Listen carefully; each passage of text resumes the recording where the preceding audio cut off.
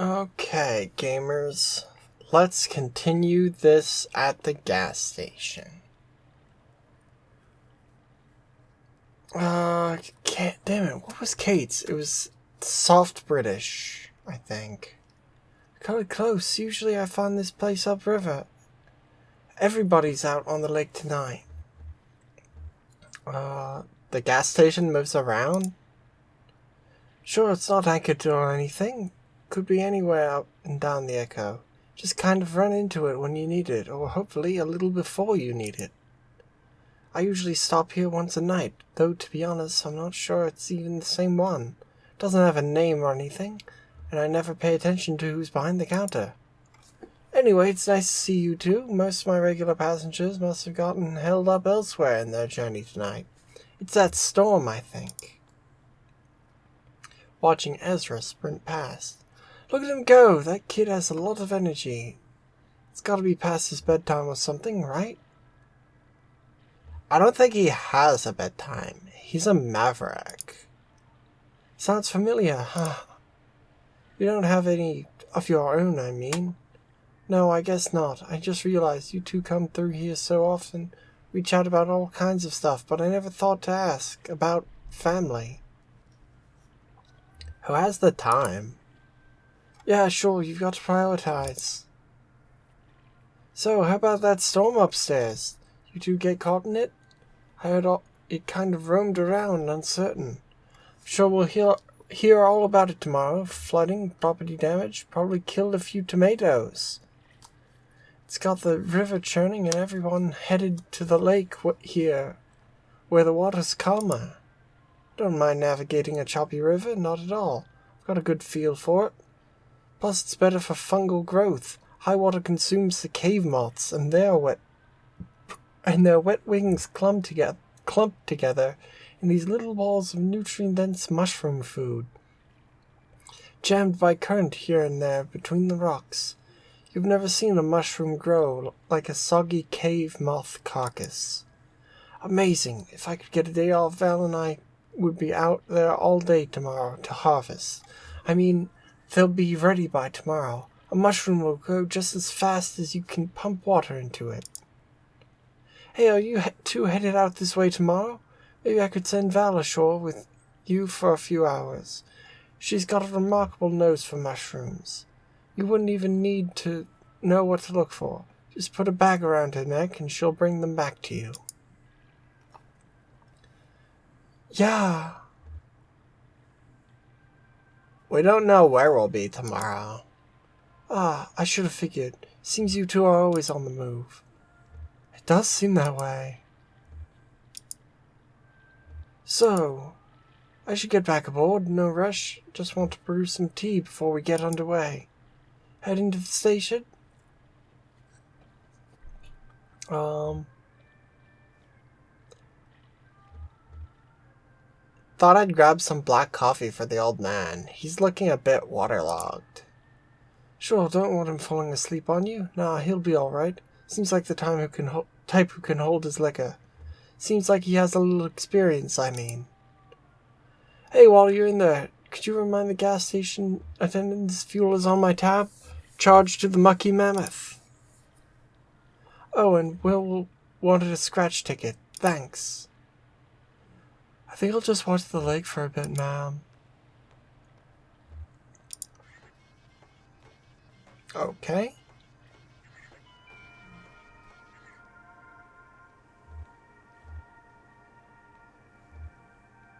Attendant.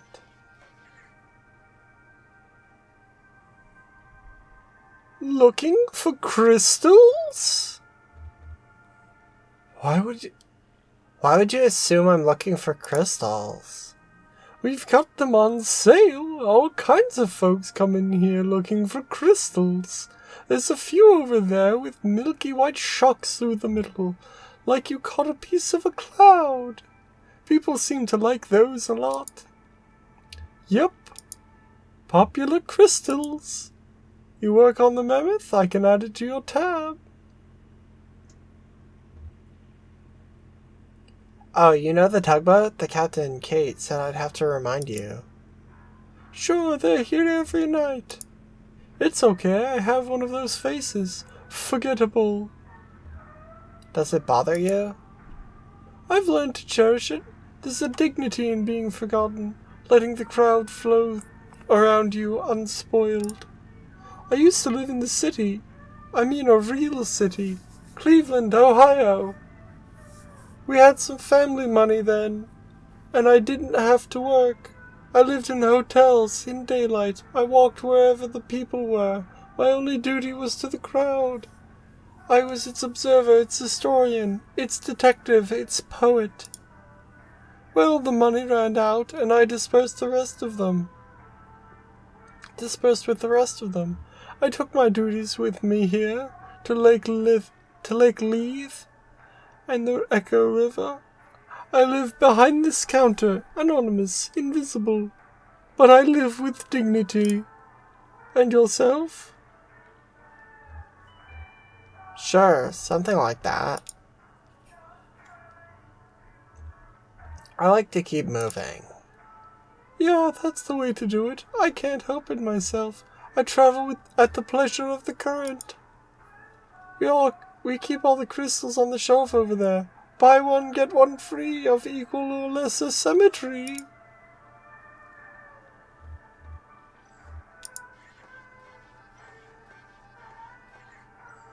The crystals are rough, dirty, some are damp. They must have come out of the river. Johnny seemed distant.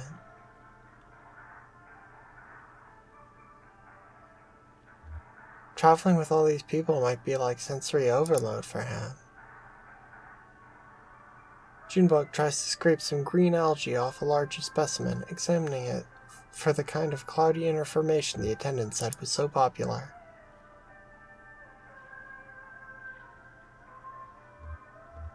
It's always been just the two of us on that bike.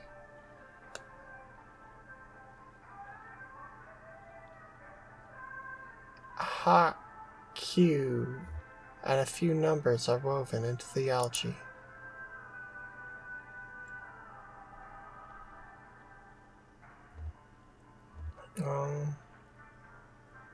It's probably thank you. Thank you is probably what it says.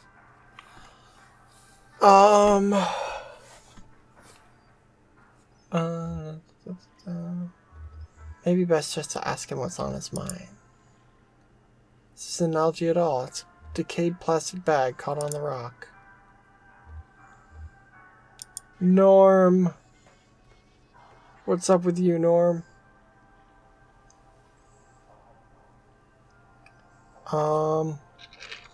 What's Norm's voice like? What's a Norm voice? Shit, that floodwater washed you halfway out to the sea. I was looking for you down by New Königsberg. Same as usual, but ain't nobody there. And the river's deep as an elephant's. Noticing Junebug. Oh, didn't see you there, ma'am. Pardon my language. What, elephant? Haha, alright. You're no paper flower. I see that. Extending his hand warmly. I expect you must be Loretta. Enchanted to meet you. Sorry I'm late. Hey, is that coming on too flowery or something? Enchanted? Repeating it now, I feel a little silly.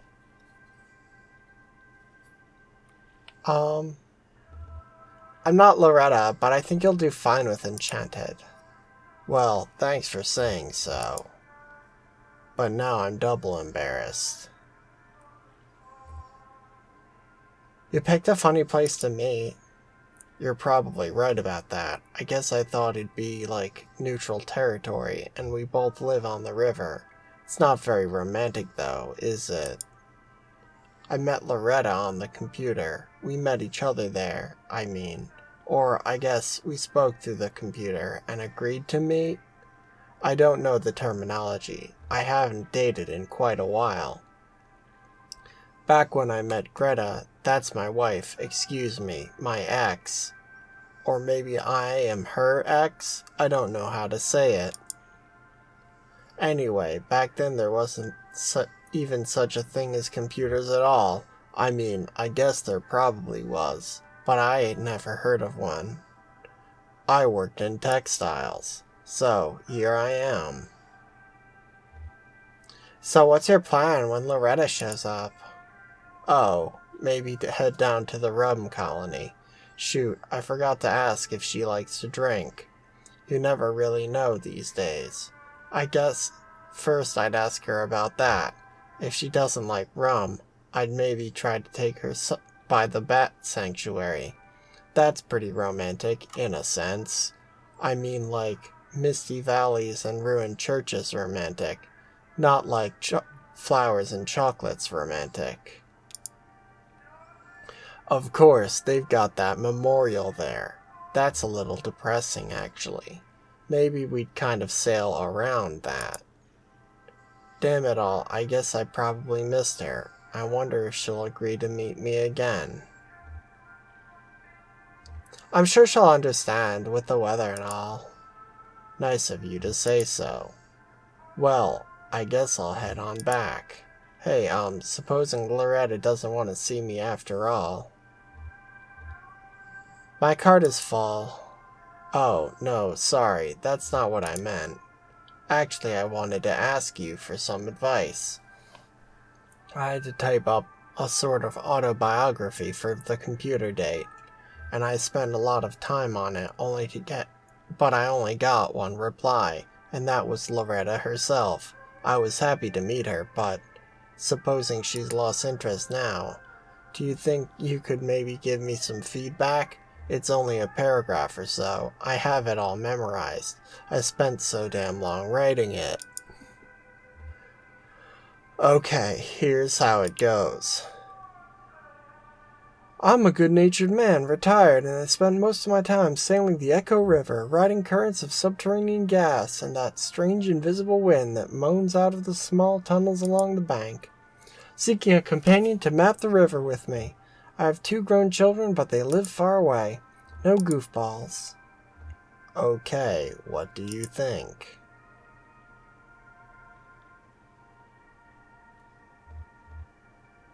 Why mention your children? Oh, I figured it'll come up somehow. I don't know how people feel about dating with kids.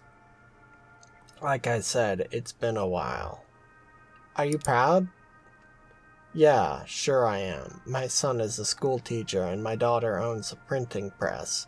Good people. Yeah, maybe I just mentioned it there hoping I'll get asked to brag Maybe I just mentioned it there hoping I'll get asked to brag a little. Ha ha.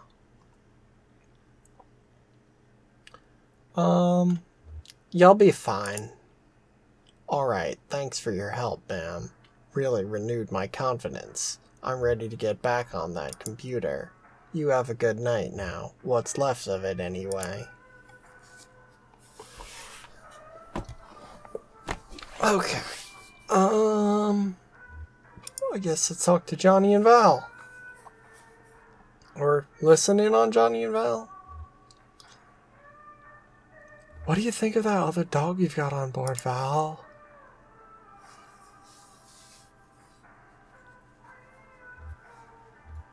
Blue's a sleepy old hound. I know she isn't doing any mushroom hunting, that's for sure.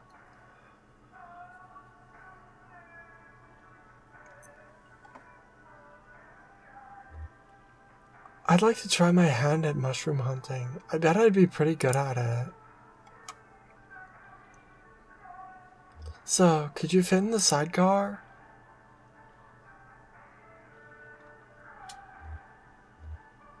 If I rode with one knee draped over the side, you could sit next to me? She's an excellent driver.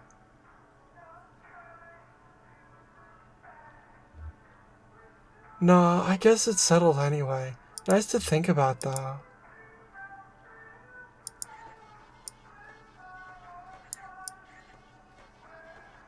Okay, I guess I'm leaving? Didn't get the scratch ticket.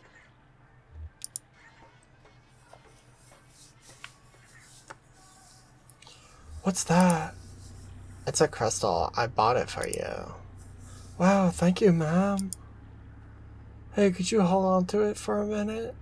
I'm going to look around inside. Wish me luck. Good luck.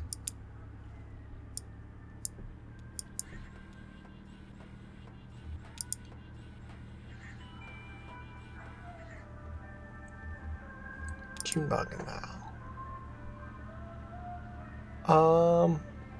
Big plans for the night?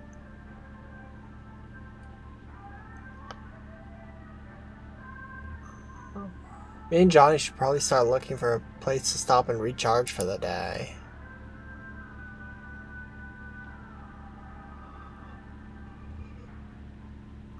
Maybe we'll just follow you and Kate and the Mammoth for a while.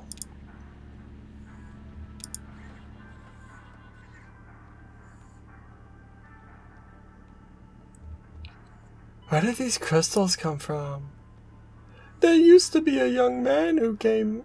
This is a different voice, but it's the closest I can remember.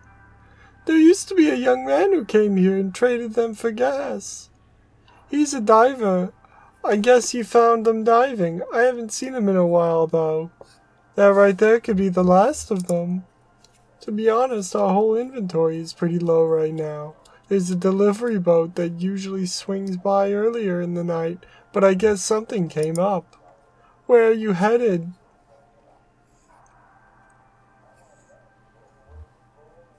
Helping some friends make a delivery, or along for the ride anyway.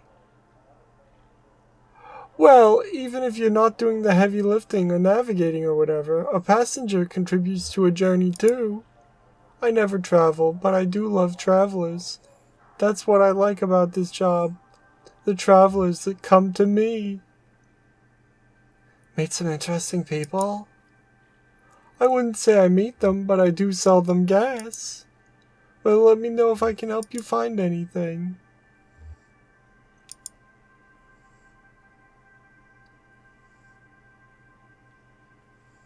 Glory, it is good to be among friends. Suit yourself. Oh, I should take a page out of your book, man. I'd give you any advice I could, little guy, but I think the most important thing I can say is, Glory, it is good to be among friends. Helps to keep things in perspective, I guess. It is a ritual of remembrance for me, tonight particularly so. It is my birthday. I am 5 years old. Do you know why I say that? Well, I am going to tell you. 5 years and some days ago, I set out on the Echo River alone, or so I thought at the time. I was looking for an ice floe. They are occasionally rumored to travel our humble artery on their way from who knows where to who knows where. Who knows why? It is a mystery. An hour into the journey, my lantern gave out. Now I always carry 3 or 4 spares. You'll never catch me in the dark again. Lesson learned, buddy.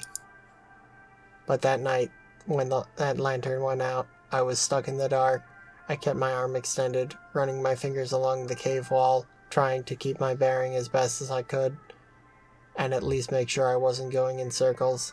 I just prayed I'd find another traveler who knew his way back to the lake, or above ground, or even just a crack in the rock to get a glimpse of moonlight. I had a large bag of apples with me. After a long while, maybe a day, I was getting weak, so I took my hand down from the rock to tear the bag open. Well, when I reached back out, I couldn't find the cave wall anymore, or any other. I was totally unmoored, buddy, totally adrift. And it was so dark. I started counting the apples I'd eaten.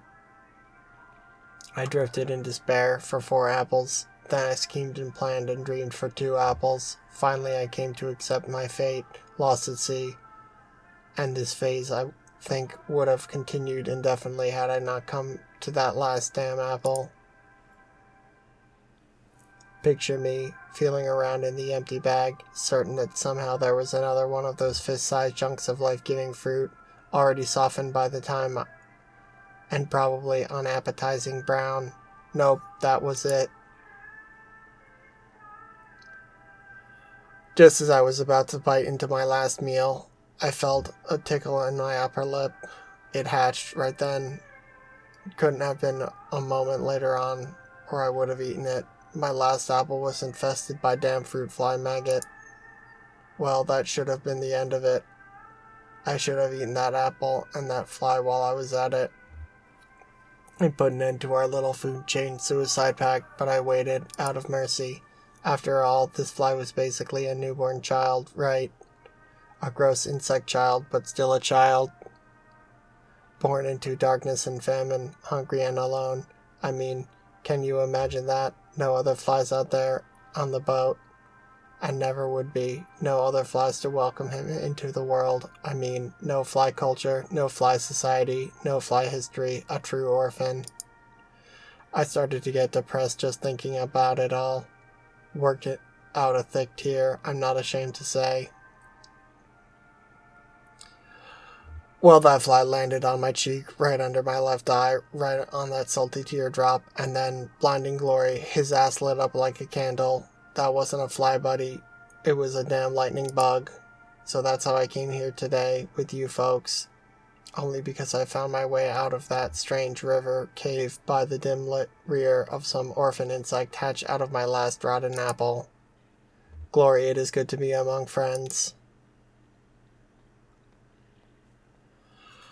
Okay, and with that, let's call this episode. So thanks for watching, y'all. I love you very much, and I'll see you next time. Remember, Black Lives Matter, defund the police.